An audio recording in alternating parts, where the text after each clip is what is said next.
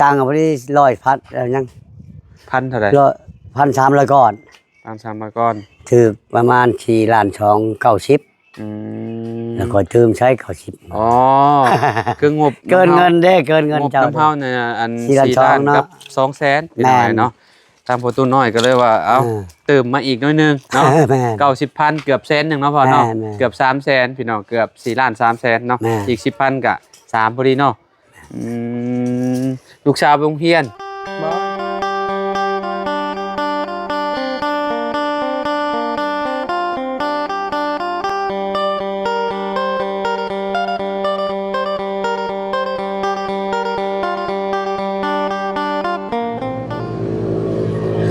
พี่น้องเนาะเปิดภาพ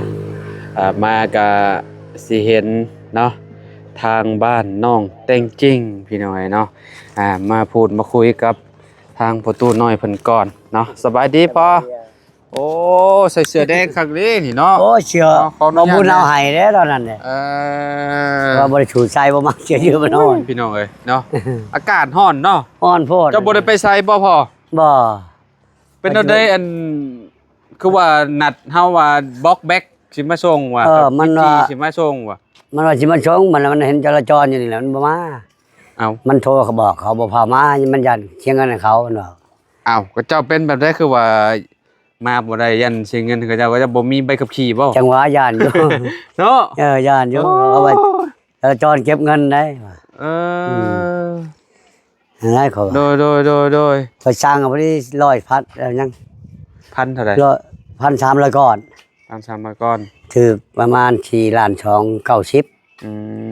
แล้วก็ตืมใช้90อ๋อคืองบเกินเงินเด้เกินเงินเจ้าน้ำเฮาเนี่ยอัน4,000,000กับ200,000เป็นไงเนาะตามประตูน้อยก็เลยว่าเอาเติมมาอีกน้อยนึงเนาะ90,000เกือบ100,000นึงเนาะพ่อเนาะเกือบ300,000พี่น้องเกือบ4,300,000เนาะอีก10,000ก็3พอดีเนาะลูกสาวไปโรงเรียนบ่มันบ่สบายมันอยู่หั่นมันเป็นเรียนมันก็บ่สบายก็ตอนแรกเขาพักตอนเช้ามันบ่ได้ไปมันเป็นยังเจ็บหัวมันเจ็บหัวมันแดดร้อนโพดคือว่าอากาศมันร้อนเนาะพี่น้องเอามารวมใส่กับตัวเก่านี่3,000พอดี3,000อันตัวเก่านี่เท่าไหร่ก็2,000ตัวใหม่1,300โอ้2,3003,300เนาะ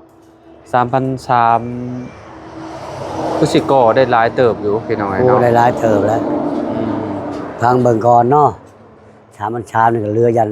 เรือปองหยอกปองเยี่ยมยังมันเรือเนาะแต่ละสร้างลาวบางคนว่า 3,000 ก็พอแต่สร้างเวียดมันไล่6,000โอ้มันไล่จังกระดอใช่ป่ะแต่แล้วมันก็มันไล่เพื่อเนาะเจ้าคำนวณมาน่าสิเป๊ะอยู่บ้างสร้างเวียดแม่นมันแม่นเพราะว่าก้อนมันบ่ได้ใหญ่ปานใดเด้ประมาณน้อยๆเด้มันเคยเห็นเนาะแม่นคืออันหมอเฮ็ดห้องน้ำมื้อเช้านั้นว่าจ้างข่อยเด้อเขาว่าเอ้ยจ้างเจ้ามันช้าใช่ผู้เฮ็ดห้องน้ำอย่าไปว้าวเลยตู้ข่อยว่าเจ้าเฮ็ดในห้องน้ำเขาเจ้าเฮ็ดยังบ่แล้วโอ้ยเขาเฮ็ดไว้น่ะมันบ่ละเอียดข่อยเฮ็ดช้ามันละเอียดแต่แท้เพิ่นบ่เป็นเพิ่นหาไปหาช่างมาเฮ็ดเพิ่นไปหาช่างมาเฮ็ดให้เพิ่นบ่เป็นเพิ่นหาไปซื่อเอาคนที่ว่าหับเฮ็ดห้องน้ำนี่เฮ็ดบ่ค่อยบ่เป็นบ่เป็นคือบ่เป็นแล้วเอาผู้ใหม่มาเฮ็ดจังแล้วตัวเองเฮ็ดเองแล้วว่าเป็นเนาะจังมื้อได้เฮ็ดห้องน้ำ3 ทิศไปฮะ3 ทิศว่า3 ทิศแม่นลีเลยพี่น้อยเนาะเกือบเดือนนึงนะไหลมาประมาณก็มันบ่ได้มือมามันบ่เพราะว่าเพิ่นสิหยุดดุเนาะแบบมือมามือบ่มาหั่นนะพี่น้อยเนาะเพิ่นค่าเวียกหลายบ่อนบ่มีเนี่ยเพิ่นแก้ให้ใหม่พร้อมเพราะว่าเพิ่นเฮ็ดบ่ละเอียดหั่นน่ะวันนี้เพิ่นเอาสร้างมาใหม่บ่เอาสร้างมาเฮ็ดซอยเพิ่นว่าจ้างสร้างใหม่มาก็ฉันโอ้ยบ่แล้ว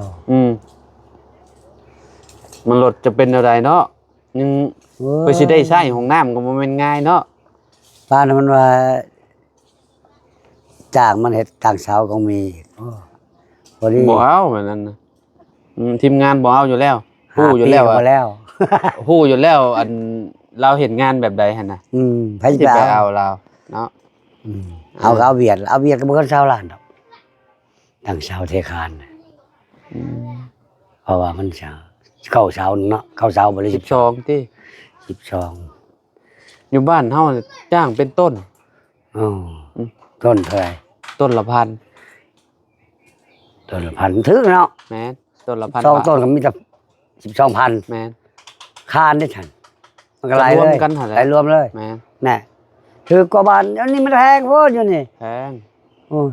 พี่น้องเอ้ยเนาะ แพงโพด ตั้งเสาเทคานก่อปลาซาวให้จบอยู่ในหันเนาะ โอ้ นะ สิโนถึงเนาะ แม่นคืออยู่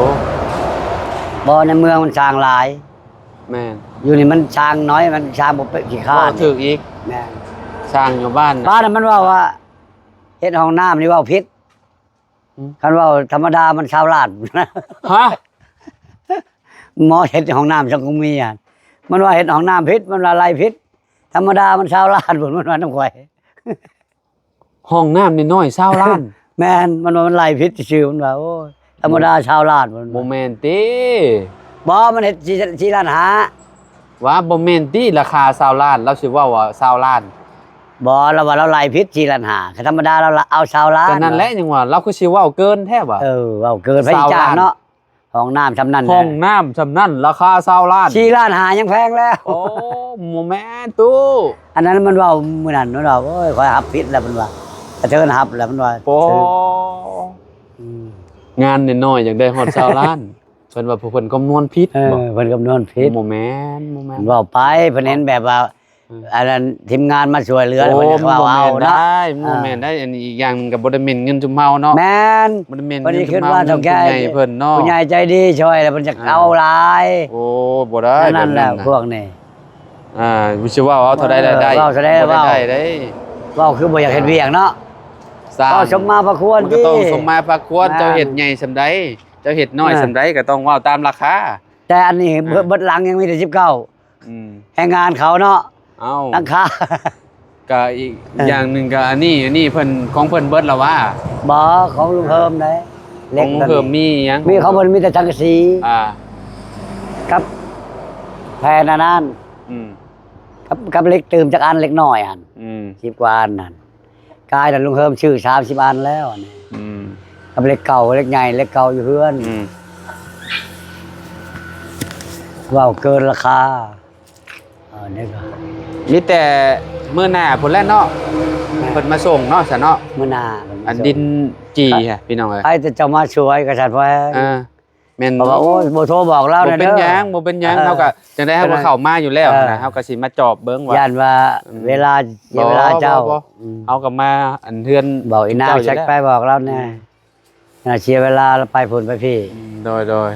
น้องจริง ต้องขอโทษ ๆบ่สบายเนาะ ก็ว่าเป็นหยังเจ้าบ่ได้เอาดินจั่วโทรถามนี่มันจังตอบ อ่า มันโอ้จราจรข่อยบ่กล้าไปเพราะ ซุปเปอร์อยู่เขาบ่มา อ๋อ และ บ่มีใบขับขี่นะคนขับรถนี่ครับ ยัน มา มันมีขี่แล้วเป็นญาติ คะแนนว่ามีครบบ่ต้องย่านดอก แม่น เพิ่นก็เฮ็ดตามหน้าที่เพิ่นเนาะเฮาก็บ่ได้อันนั้นหั่นน่ะพี่น้องเอ้ยอันนี้เพิ่นย่านแสดงว่าคนขับน่ะยังบ่มีใบ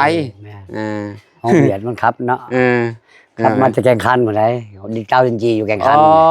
อยู่เลยเซโปนขึ้นไปพุ่นเนาะ แม่ไปแข่งขันหมด อืม คนคุ้มขัง ไปไกลๆหนึงพี่น้องเอ้ยเนาะ อืม มาแต่พูนเลยเนาะ แม่ อ่ะ มัน เจ้าเดียวกันบ่กับที่ว่าอันนี้ให้เจ้านี่ เห็นเพื่อนนี่บ่ นี่มาส่งนี่นะ ช่วงนี้จ้างเจ้าอันนี้เจ้าอยู่บ้านดงเด้ เออ ไปช่างผู้นี้ก็ท้าเขาไปช่างผู้นั้นว่ามื้ออื่นนะ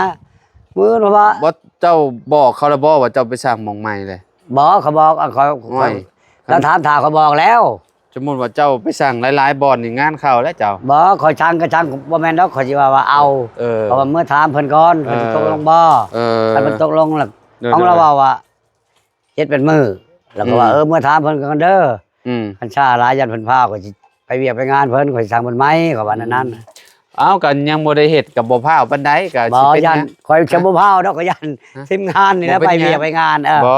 ชุมเฮาก็อยู่แถวนี้ตลอดอยู่แล้วบ่ได้ไปไกลหั่นน่ะ แน่ใครอยู่ ถ้าได้ อืม เนาะอีกอย่างหนึงเฮือนก็ยังบ่ได้เฮ็ด แม่น ซื้อมาสะส ยัง ม บ่เฮ็ เฮี ด ยน ชื่อมาชาชมชื่อ อืม จานว่าทีมงานอยากไปสัมภาษณ์ไปช่วยเหลือบ่อนอื่นนะ โดย มันสิบ่อนแถวบ้านเดียวเนาะหลายคนถูกข์ โดย ผู้ช่วยเพิ่นน้อย กับนี่แหละ เนาะเบิ่งกันไป แม่น เนาะมา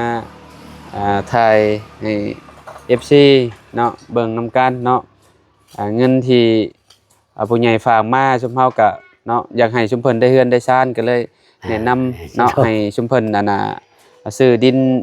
ดินจีมาสะสมเมียนเพื่อว่าในอนาคตเนาะตู้ แม่น สมมุติว่าตู้เพิ่น เมียน ตู้น้อยเพิ่นมีเงินมีหยังก็ได้กอพี่น้องเนาะขออยู่เนาะตอนนี้ก็นี่แหละยังบ่ได้ขึ้นหยังพี่น้องเนาะได้แต่ โอ้ทำนี่ก็ยังได้มุงนั่นยังพอได้พักเช้าใครมีแห้งแน่ เนาะเวลาเฮาฮ้อนแดดฮ้อนหยังมีบ่อนชนบ่อนเช้าเนาะอันนี้เตียงเพิ่นเฮ็ดนี่เพิ่นสิเอาหยังใส่ให้ตู้ ว่าสิซื้อไม้อัดมาใช้ว่า อ มันเป็นเอาไม้อัดเก่าโพดมันจะขาย2แผ่น6แสนก็เบาไม้อัดจนว่าเก็บเอาไป เจ้าหาเอาอันนั้นติมาใส่ หาแผ่น เอาแป้น ว่าสิมาหาซื้อแผ่นเศษ นี่แป้นจำนี่ก็ได้เอาแป้นแบบเฉดๆแบบ นั่นแหละยัง คือ ว่า เจ้าปะคือเจ้าหยังหะเด้ ว่าสิง่ายเอาพาเฮือนว่าใส่ โอ้ย เจ้าสิอันได้ใช้บาดนี่ฮะเจ้าสิเอาหยังแอมเมียนบาดนี่ เอาทั้งสีแอมมานี่ อ๋อ บ่ว่าสิ เจ้าสัง เมื่ กะ อ สีตัวนั้นเนาะ ว่าบ่ว่าสิเมื่อนั่นอยู่เมื่อขอเขาบางเทื่อก็ชื่อหาชื่อบนของมือช้องเขาตรงงามๆเลยนะ อืม ไม่อัดนะอันนี้ไม่เบียดมันปูมันติดซีเมนต์โพดเด่นเปื้อน มีแต่ซีเมนต์ มีแต่ซีเมนต์ติดอยู่นอน บ่เอาบัดนั้นเนาะ เลยเบาเอามันว่าสิหายละลาก็เป็นมันเอามาให้ อืม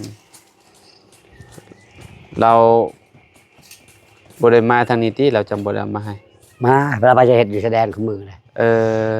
เพิ่นทำงานอยู่หั่นนั่นนี่เนาะ แม่น อืม ทางหลังนี่ก็ทางหลังบัดประหลาด โดย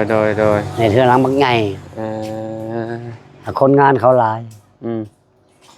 เพื่อนหลังนี้น่ะ10มื้อพี่น้องเพิ่นว่าเนาะ คันมันเห็ดก่อใหม่ชิมือ แป๊บเดียวเพิ่นว่า แป๊บเดียว เนาะ คน3 คน แบบ แม่น เจ้าเห็นงานไวได้ ไว เนาะราคา25ล้าน ร้อย เนาะ ชาว คือ ล้าน 125ล้านก็คือแบบอุปกรณ์เป็นของเพิ่นเบิดเลย แม่น พี่น้องเนาะแบบคล้ายๆคือแบบล่างตีนขึ้นอยู่นะเนาะ แม่น ในราคา25ล้านนี่พี่น้องเนาะถ้าค่าเฮงเพิ่นน่ะเพิ่นเว้าว่าเท่าใดคะแนนอุปกรณ์เฮาประมาณ60ล้านเนาะเพิ่นว่า60ล้าน โคตรเนาะแพง ก็แพงแฮงเนาะ แสนบาทเลยเนาะ แม่น 60 ล้านแสนบาทเลย ค่าสร้างกับเจ้าพี่น้อยเนาะ อืม เฮาซื้ออุปกรณ์มานี่ก็โอ้ถือว่าแบบก็หลายคือกันแหละไป เจ็ดกว่าเนาะ หลายคือกันหลายคือกั อันนี้มันขายเองเด้ของมันขายเองเลยเด้ อืม ก่อมันแก่มาเลย แต่แนมเมือนประตูน้อยน่ะมันหลังบ่ได้ใหญ่น่ะก็สิโอเคอยู่พี่น้อยเนาะ อืม อันนี้หลังแบบว่ามันใหญ่นะ ใหญ่เนาะ อันราคาก็เจ้าก็สิเว้าสูงแน่เนาะ แม่ ตอนนี้ก็ยังบ่ได้ตกลง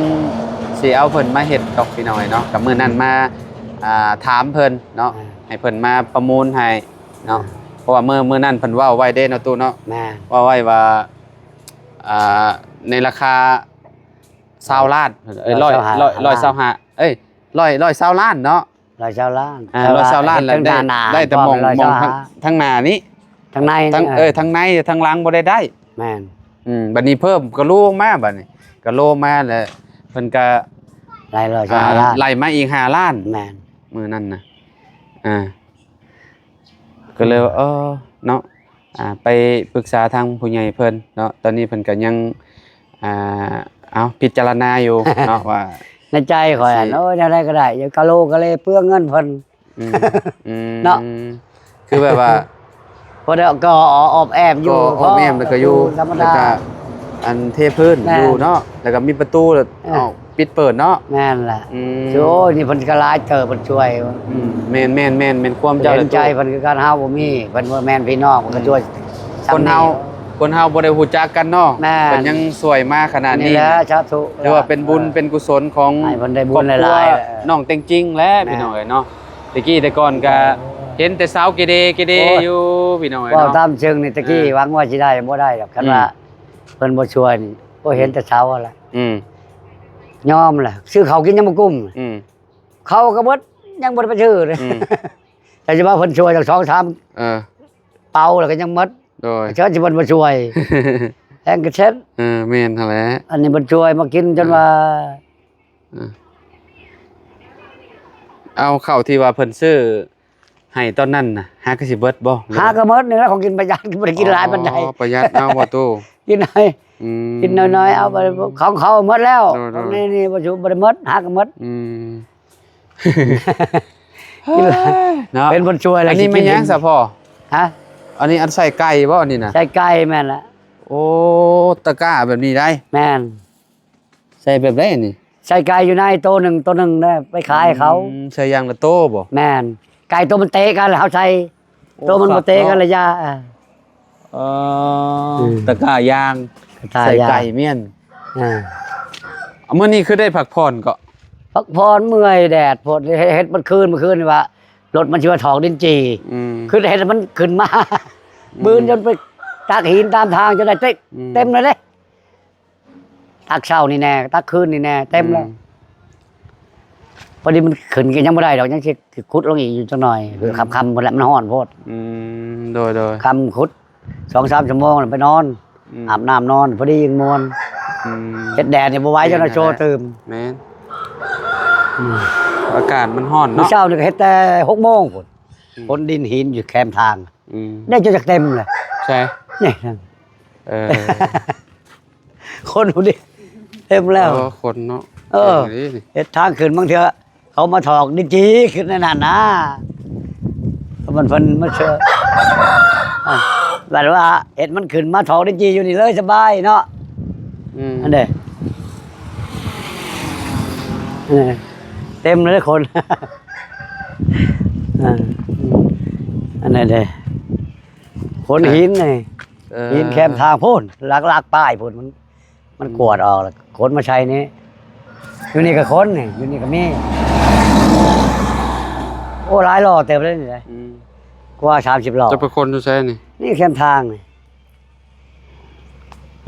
แคมทางนี่กวดเอาแคมทางขอบทางเพิ่น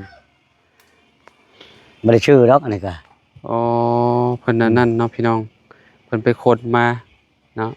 คิดว่าสิได้ดินจีมันมาขึ้นมาถอกอยู่นี่เลยสบายว่ะ เวลา เลย ดิน พา จี ว มาแล้วให้กับเจ้าทอยขึ้นมานี่เลย แม่น เนาะ ก็ยังบ่ได้ใครจะมันว่าบ่มีนี่ มันบ่มีนี่ย่านถอยขึ้นบ่ได้มันยังสูงอยู่เนาะ แม่น เฮายังสิขุดอยู่นี่ลงเองนี่ ให้มันถอยขึ้นมา แรงนี่สิขุด นี่ ใน เลย ร่องแม่น เทอยู่นี่เลยเนาะ ขุดนี่ลง อืม มันสบายเอ้ยหัวสิไข่บ่มีใครจะได้ไปปลูกบ่หัวสิไข่เครื่องนี่ อืม สิขุดถิ่มละลาได้นี่นะปลูกบ่มีใครกินจักเทื่อ อืมโอเค ประมาณนี้แหละ พี่น้องเอ้ยเนาะทางเฮาเนาะเข้ามากะผิดหวังพี่น้องเอ้ยเนาะ บ่ได้จ่ายเงินให้เพิ่นซ้ำพี่น้องเอ้ยเนาะ ทางประตูน้อยเพิ่นว่ากระเจ้าติดย่านจราจรว่า อย่า ซั่น จะละจอน บ่เป็นหยังเนาะตู้เนาะ บ่เป็นหยัง มันได้ก่อนเนาะ เอาหากันเปิ้นเท้า โดยๆ ยันพายันจุมเจ้าแล้วพาเปียกแต่อื่น บ่ได้ นั่น พาได้ฮีดปานใดดอกค่อยก็ได้เนาะ อ่า สบายดีเนาะนี่บ่ปูนผสมมันนั่นบ่ นั่นแหละยังสิชมนี่เห็ดขอบมันนี่ โดย ปูนเสาก็มีเรือเลย นี่เด้ ๆ เห็ดขอบตัวนี้เห็ดขอบมันแบบนั้นแหละ โดย มันเมื่อยอยู่แดดร้อนโพด เมื่อคนริมมือนั่นล่ะบาตูนจะว่าพ่อละตัวบ่บ่าวยาวบ่านอนกลางคืนพ่อ เจ็บเอว เท่าเลยเด้ นั่ เนาะ น โอ้อยู่นี่เย็นเนาะ เย็นนั่นแหละโอ้ชาทุ เย็นจะจ่วยพี่น้อง ไอ้ยอด มีหลังคาถือว่าโอเคได้นี่เนาะ เพิ่นคิดช่วยเหลือชาทุให้เพิ่นมันเพิ่นยืน โอเคเอาซะเฮาพี่น้องขอโตแล้วเนาะอยู่ดีมีเฮงว่าทุกคนมาก็บ่ได้จ่ายเงินเพิ่นก็บ่เป็นหยังพี่น้องเนาะเดี๋ยวมื้อหน้าให้ทางประตูเพิ่นเช็คอีกเทื่อนึงเนาะ เอ้า เฮาก็ยังบ่ได้พาได้ฮิต ไป เนาะ สั่งอยู่ครับหอยช้าน่ะมันว่าจะเอาเงินมาถอกมื้อใดแหละข่อย เขาสิ ว่าแล้วเขาสิ เอาไปให้ เอาไปให้ก็บ่ได้ บ่เอาแบบนั้นน่ะ เงินนำอยู่บ่เขาก็บ่ตัวดอกแต่ว่าเงินอยู่นำเพิ่นช่วยเหลือเพิ่นจะถ่ายรูปเพราะว่า เดี๋ยวแม่น เพิ่น แห จะ ละ ช่วยเหลือเพิ่นจะถ่ายรูปให้ผู้ใหญ่เห็น โดย จังได๋ว่าเอาให้ถอกให้เจ้าล่า บ่ได้ บ่เชียร์ดอกเรื่องเสียเฉอะแต่ว่า แม่น เพิ่น แต่ จะ ก็อยาก เห็น ให้ เพิ่นได้จะได้รูปเห็นเฮา ผู้ที่ว่าเพิ่นซอยมาแหล้ว ผู้ช่วยมาให้เพิ่นเห็นกับหูกับตาเนาะ โดย ว่าเฮา นั่นแหละ ซอยเพิ่น ข่อย แท้ ก็เอาน้ำให้เมียข่อย90เอาไว้ให้เพิ่นเด้อว่า อืม เพิ่นสั่งเกินราคาให้ โดย 90เงินเพิ่นชอย4ล้าน2อันค่าลินจี4ล้าน34ล้าน2 90ว่า โดย แล้วเอาให้เมียไปส่งเพิ่นแสนหนึง อืม เพราะว่าโทรไปถามจะได้ก็บ่ได้เอาจะได้เข้ามาได้ก็ว่า โอ้ยเพิ่นว่าลืมโทรบอกเจ้าว่าจราจรอยู่กะแล้วนี่บ่กล้าไปว่า อืม เอาไปย่านจราจร โอเคขอโตวเลยเด้อพ่อเด้อ สบายดีอ่ะ สบายดีเด้อเด้อเนาะอยู่ดีมีแห้งพี่น้องเอ้ยเนาะมื้อหน้ามื้อในก่อนจังว่ากันอีกเนาะทางนั้นก็จูดกุ้มๆอยู่พี่น้องเอ้ยเนาะเอาจังได๋ก็ขอบคุณ FC บ่ทุกทุกคนขอบคุณผู้ใหญ่ใจดีทุกท่านเนาะที่มาเป็นกำลังใจให้เด้อพี่น้องเด้อเนาะเอาสำหรับคลิปนี้เนาะขอกล่าวคำว่าสบายดีพี่น้องเนาะ